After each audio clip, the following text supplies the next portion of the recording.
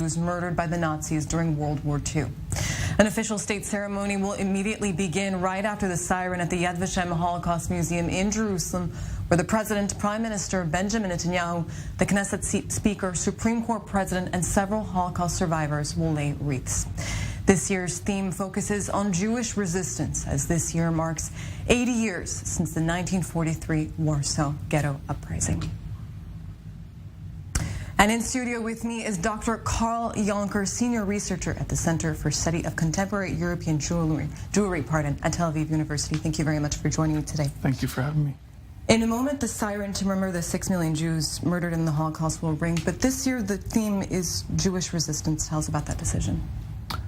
Well, the decision in the report was to focus more on attacks against Haredim as the main victims of physical attacks in the West, and to come up with new solutions, to promote new solutions for getting these attacks, the number of these attacks down.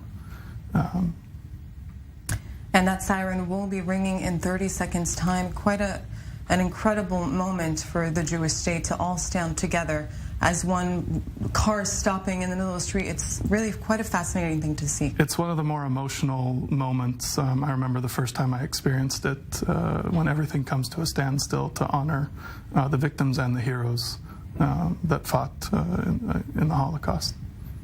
And that siren will be beginning in just 5 seconds' time. We will take a moment.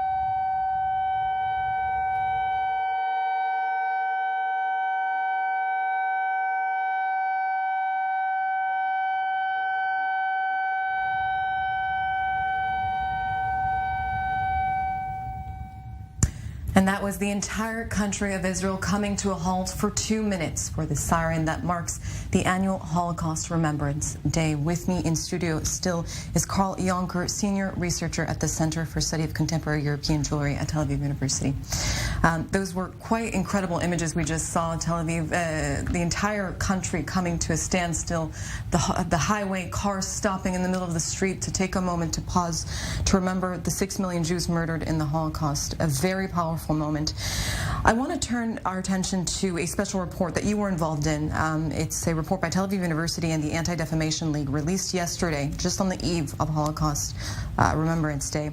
And the findings are quite concerning because there's a major increase in anti-Semitic attacks in the United States and in Europe in 2002 compared to the previous year, largely targeting Jews that are visibly Jewish. So we're talking about the ultra-Orthodox community.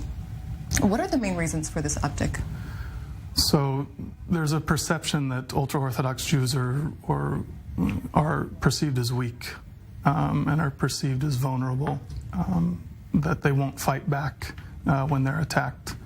But they're also easy to identify. And what we found in our field research and in our research, that a lot of these attacks happen, are not pre-planned, are not premeditated.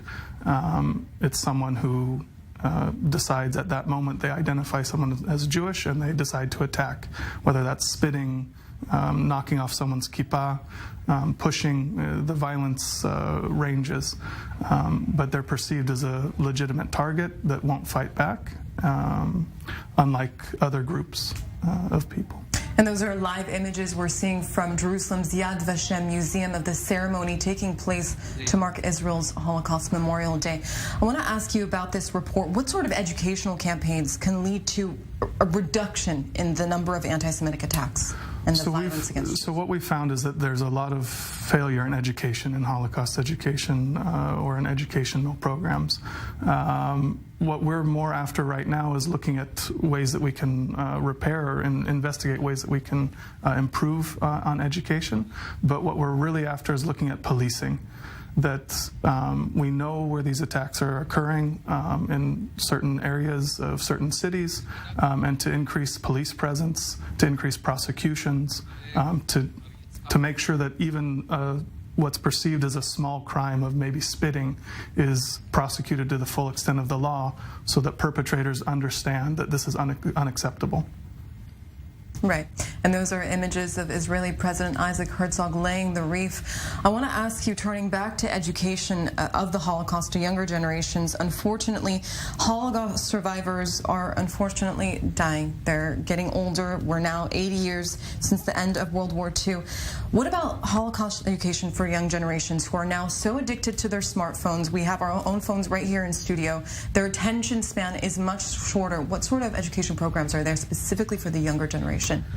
As far as I'm aware, there's lots of efforts. You know, Yad Vashem has an excellent educational program that they've developed over the course of years.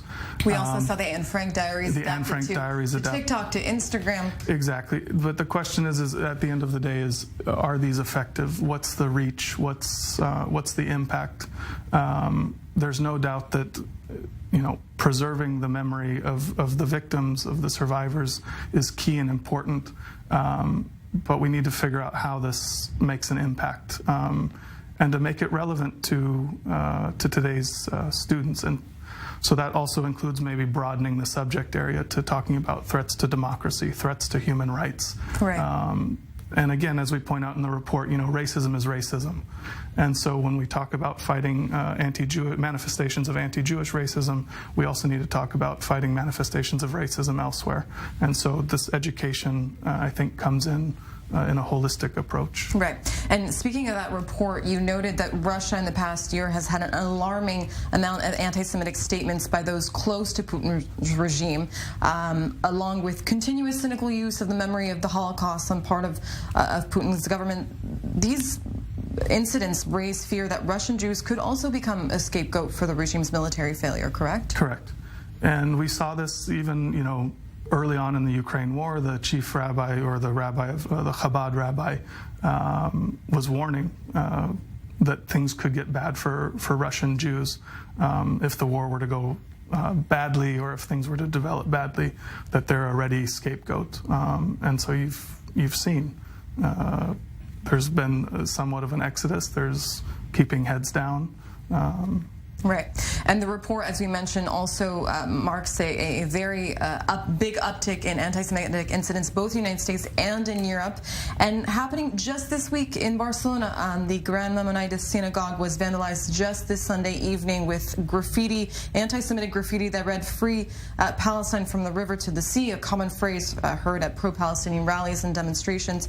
The city also decided to sever ties with its twin city, Tel Aviv, over the Jewish state's policies towards the Palestinians. How concerning is this for the Jewish community in Spain and in Barcelona specifically?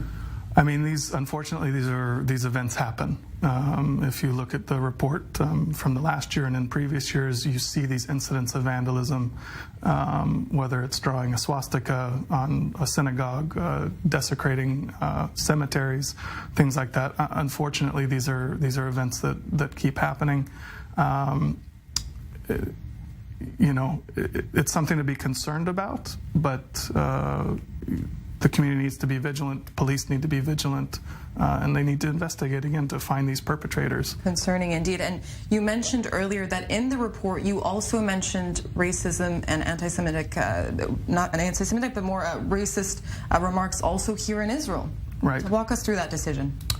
So again, we believe that racism is racism, and we need to call it out wherever we see it. Not just against when it's expressed against Jews, but against any minorities or anyone. And we've had in the past here few months, we've had members of Knesset play the sounds of animals on the Knesset floor during a Facebook Live, doing it to Arab Knesset members. It's a racist expression, and it needs to be condemned. Carl Jonker, Senior Researcher at the Center for Study of Contemporary European Jewelry at Tel Aviv University. Thank you very much.